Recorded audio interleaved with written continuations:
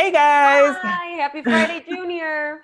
Yes, I love it. It is kind of like an actual Friday, Junior. Like it's kind of almost a Friday. A lot of folks Yeah, that have the third off tomorrow, feeling like it's Friday. You feel whatever you want to feel today, people. there we Uh, go. you will be feeling hot. It is hot and I don't want to say steamy day because it's not as humid as it was in past days, but just a gorgeous look at our downtown right now.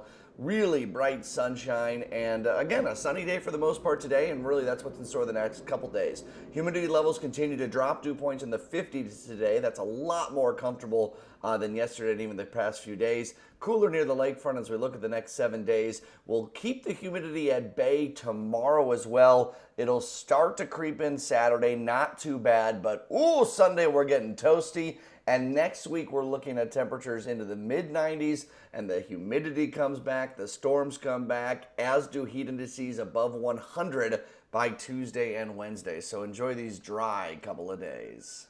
Oh my goodness, all those nines, 90, 90, 90. That's Yeah. crazy. All right, everyone, let's get into some top stories for the day. US coronavirus cases are skyrocketing. Nearly 50,000 cases have been reported in less than 24 hours. Arizona, California, North Carolina, Tennessee, Texas saw record high totals yesterday. Health officials fear it'll only get worse as we head into the holiday weekend. Mayor Lori Lightfoot will talk holiday safety plans this afternoon after the city saw two violent and deadly weekends. Lightfoot's plan will include getting kids off the streets as gangs use them to sell drugs. Chicago Police Superintendent David Brown plans to have officers sweep and patrol gang hotspots. In addition, 1,200 more officers are set to hit the streets this weekend.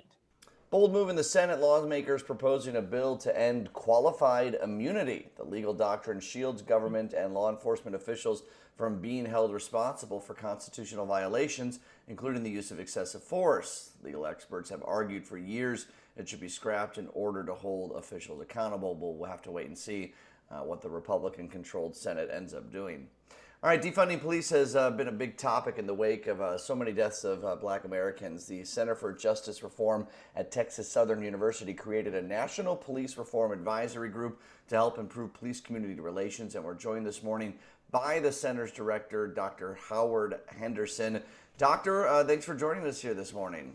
Good morning. Thanks for having me. When we talk about police reform and a national police reform group, what's different from your group compared to politicians going back and forth and arguments through media? What are you guys doing to actually come together and get some stuff done? Well, first of all, we're nonpartisan. We are a group of objective academics and practitioners who, the overall goal is to improve police community relations. But at the end of the day, we hope to restore constitutional protections to members of minority groups that should have been there a long time ago. How important do you think it is for a minority group like yourself, coming from an HBCU, to kind of have this dialogue out in the open like this? Well, here's the situation. 70% of Americans now agree that there's need for police reform and criminal justice reform. We realize that those individuals that are closest to the problem are closest to the solution. HBCUs are situated in a position where we are mostly reside in these locations where minorities live and work, and we have a long history of working with these communities. So we know what it's like to be a part of these communities, and we know the solutions, and we've done so for a long time. Dr. Henderson, I want to get this conversation started because a lot of people don't really understand the difference between reform, defunding the police. What do those words mean, and what's kind of the outcome of that? Well, so the defund the police movement, there are individuals on one side who think that we need to totally eradicate policing as it is and create a new law enforcement public safety approach. There are others who are more closer to the middle who believe that defunding the police is a little too extreme and we need to focus on reallocating resources. Nonetheless, I think it's a great conversation because it forces us to open up and be transparent about what needs the police have and the expectations of the community. You mentioned that it's a group of academics. Are you also bringing in local leaders from police groups, from municipalities to kind of have a conversation that at least includes those parties as a part of it too? Yeah, so we're going to be inclusive to members of the community, members of the law enforcement community. There are members of the group who have law enforcement experience. We want to make sure that we listen to the voices of the people because we felt like caught up in the political noise in this space that oftentimes the people who are directly affected are overlooked. Yeah, we don't have time for a half-hour conversation, but can we go over just a couple of the reforms that you think could work? Yes, we can. First of all, we think that at the end of the day, we need to deal with qualified immunity, which is going to be a difficult task, but we got to figure out a way to be able to hold police officers accountable for their misconduct. There are lower hanging fruit, such as looking at chokeholds and whatnot, but I think there's also a need for a national database to make sure that we keep track of these officers. But we also think that it's very important that we look at the whole issue of police hiring practices and making sure that we hire the individuals who are best suited to be involved in these places. We argue for conversations to be had with HR directors of police departments because they know directly what's going on, who's coming in and who's going out.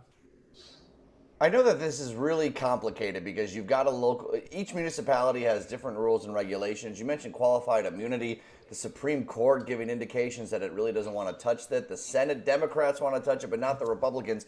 So this has to be kind of a multi-pronged effort. This can't just be one statement, here we go, we're going to make universal changes. Do you think community leaders and organizers are ready for this? I don't want to call it a battle, but that's what it is, on local, state, and federal levels that could span some time?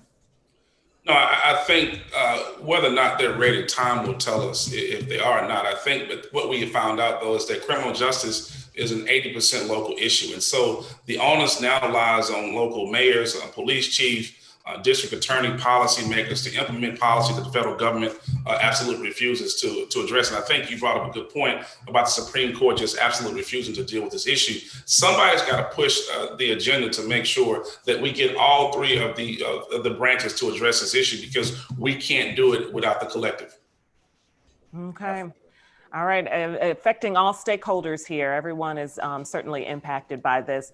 Doctor, we certainly appreciate your time, Dr. Henderson, and joining us to give us some perspective on how we could possibly move forward. Thank you. Good luck. Thank you. Yes, thank you. We need it. Yeah, for sure. We all do. For more information on the Center for Justice Research, check them out on Facebook, Instagram, and Twitter, or go to centerforjusticeresearch.org. Yeah, the more conversations we have about this, the better. I just know that conversations go so far, and you even see some Republican senators backing the notion of making Juneteenth a federal holiday. Like, there's all these things that are happening, but people need real change. Mm-hmm. It can't be under the guise. And look, progress is great, but yes, this can't just be we're doing this to placate this base or this issue in the moment and then pass the buck for later. Like, this is going to take deeply entrenched change that really moves bureaucracy the right way.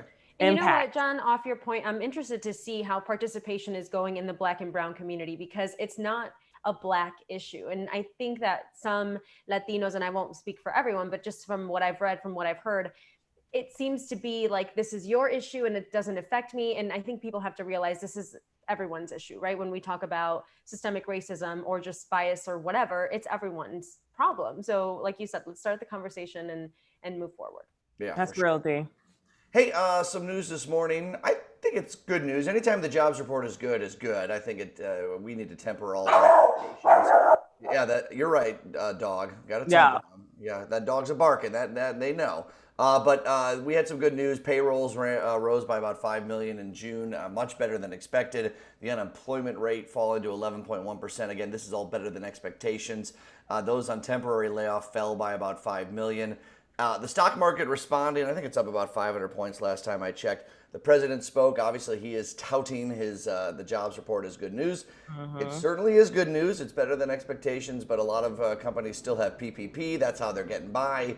And we, of course, as Deanna mentioned earlier in the show, have spikes in coronavirus in a lot of places. So we'll have to wait and see, but I'll take good news wherever we get it.